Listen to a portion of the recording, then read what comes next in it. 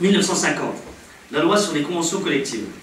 La portée d'un texte qui, aujourd'hui encore, demeure la référence pour les négociations entre le patronat et les syndicats.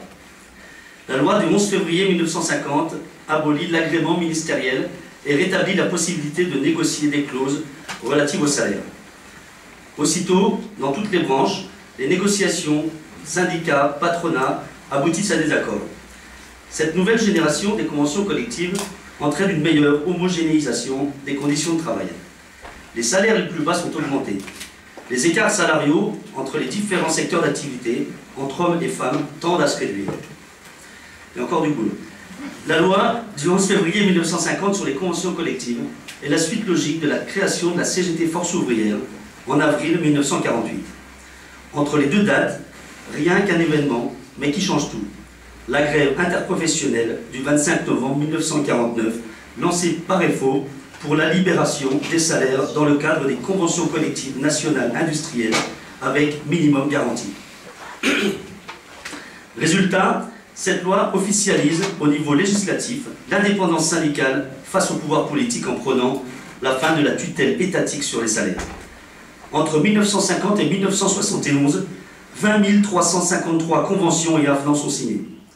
Dans un article de Force ouvrière, le 5 janvier 1950, Robert Botreau écrit « La place de la grève du 25 novembre 1949 dans la tradition de l'action syndicale », je cite, « Depuis 1900, 50 années d'efforts au service des travailleurs, tel est le bilan d'un demi-siècle de syndicalisme que peut présenter, qu'a le droit de présenter la CGT Force ouvrière, héritière de la vieille CGT.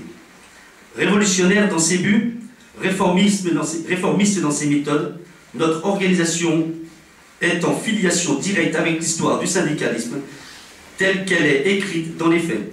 Salaire, durée du travail, sécurité d'emploi, sous toutes ses formes, sont les premiers thèmes de l'action revendicative et constructive ils n'ont pas changé.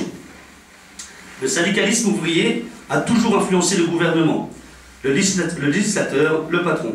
Il a agi par la contrainte, par la persuasion, par sa capacité de réflexion et son apport d'imagination.